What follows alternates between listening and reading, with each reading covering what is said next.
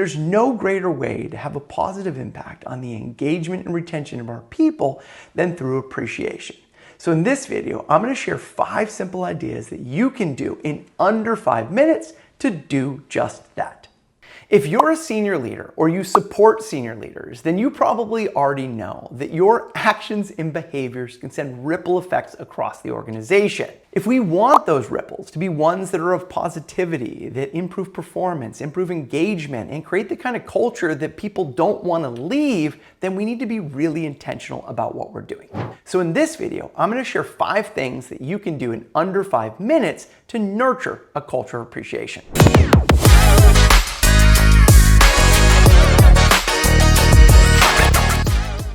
Hi, I'm Chris Littlefield. I'm the founder of a company called Beyond Thank You. I'm a regular contributor to Harvard Business Review and Forbes, and I spent 20 plus years helping leaders at top companies around the world build cultures where their people feel valued every day. So why does appreciation even matter? Don't we appreciate people in their paychecks?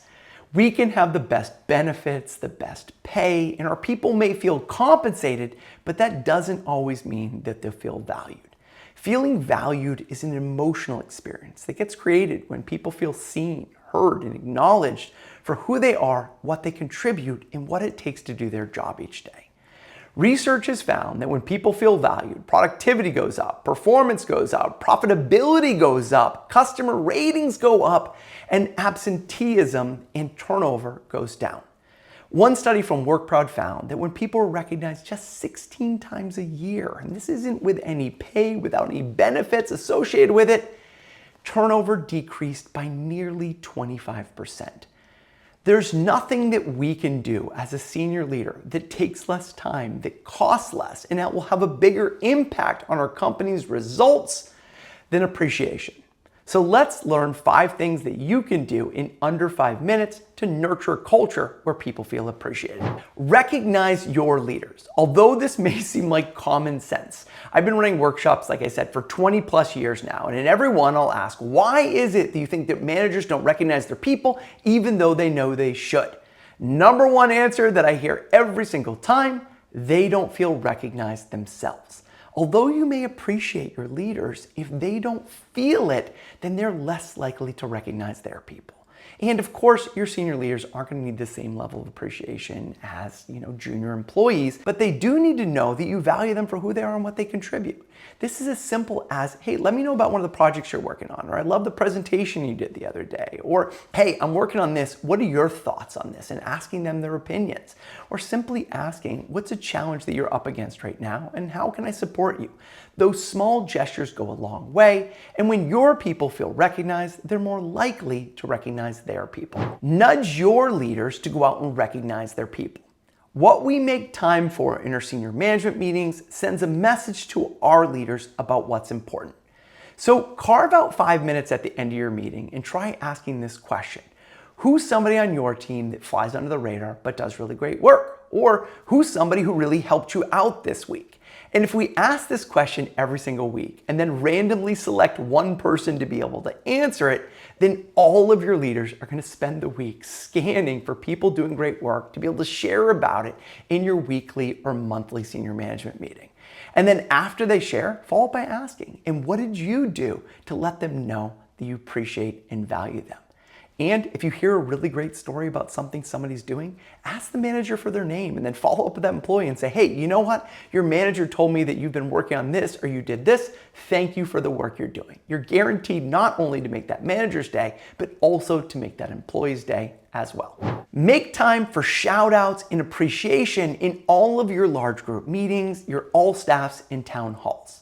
So either take 5 minutes in the beginning of the meeting to start off on a positive note, or 5 minutes at the end to open it up for shout outs. Now, you've probably seen this one before where you simply ask people in the room, who would like to give a shout out to somebody on your team or on another team who really supported you recently? Then just ask people to raise their hands. And if nobody raises their hand, just wait there awkwardly. And eventually somebody will raise their hand. And then afterwards, another one will, and another one will. And then ask 3 or 4 people to do it. And then just thank people for what they shared. And then afterwards, a really great tip is just have people turn to the person next to them and say, hey, what's something that you've been working on recently that you're proud of or you're proud of your team for? And then have them share.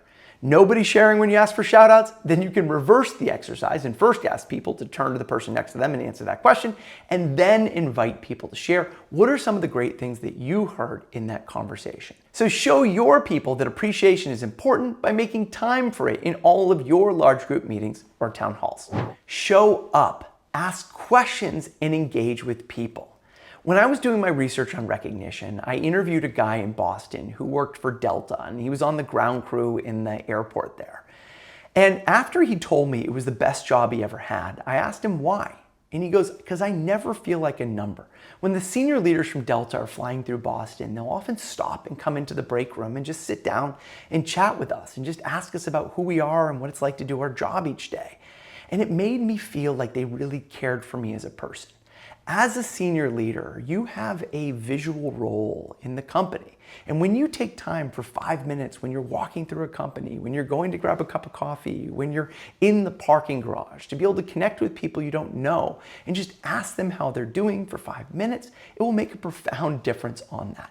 Now, many times people don't know what to share. So after you've introduced yourself, because don't assume they know who you are, and you found out who they are and where they work, here's a couple of my favorite questions to use to be able to connect with people. Tell me a little bit about your job. Tell me a story of an employee doing really great work or really great customer story. What's the most challenging part of your job and how do you navigate it? What's something that you're proud of your team for?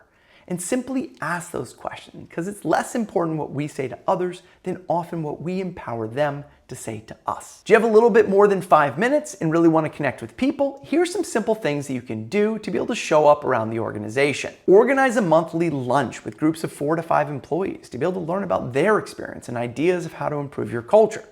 Attend monthly onboarding orientation for new hires and just stick your head in and introduce yourself. Join team meetings in different departments each week to be able to learn about what people are working on. Make a weekly practice of calling one employee to be able to learn about what they're working on and thank them for their work. Invite employees to connect with you on LinkedIn. And when you see that people have work anniversaries or have a big win, comment on them and send a message thanking them for what they're doing. It's guaranteed to make their day, week, month, or year that one of the senior leaders in their company took time to congratulate them and thank them for the work they're doing. Share stories that put employees at the heart of your company's success. I was part of a Best Place to Work study for several years for Ad Age, and I had the opportunity to interview the CEOs of the top companies around the world. And there was one commonality among all the CEOs that I interviewed. All of them adopted what I would refer to as a valued employee mindset, and understanding that our success is dependent on the success of our people. And they all told stories that helped people see what great looked like in their work. They collected stories when they walked around of great things that were happening, whether it was great customer service, whether it was creativity, things that featured employees doing things that were perfect representation of the values. So as a senior leader, get in the habit when you're walking around and you're meeting with people, when you're in your senior management meetings, ask people to tell you stories. Tell me a story of great customer service. Tell me a story of innovation in action. Tell me a story of people being accountable in your company. And ask people to tell you stories about great work in action that you can share out with others. Now, as people are sharing those stories, pay attention to who was it who was involved? What was the challenge? What did the person do? And why do you appreciate that? Do you want to get better at telling stories that resonate with your people and bring your values and culture to life? Well, here's a simple framework that you can use. 1, start with a setup. The other day, I heard this great story about, and then insert the person or team's name. Then share what happened. They were maybe helping a customer, solving a problem, improving a process, and they took this action and insert whatever it is that they did. Then share what you appreciate and why it matters.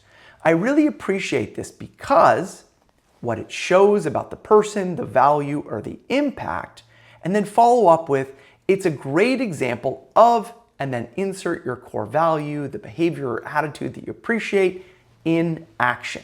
So the next time you hear a great story at work, capture the key information, then frame it in this simple story framework, and then share it wherever you are, in your senior management meetings, with coworkers, at press conferences, and show people what great looks like in action. So in summary, the 5 things that you can do in under 5 minutes is recognize your direct reports, nudge your leaders to go out and recognize their people, make time for shout outs and appreciation in all of your all staff in large town hall meetings. Take time to show up, ask questions, and engage with people across the organization, and tell stories that put employees at the heart of your success.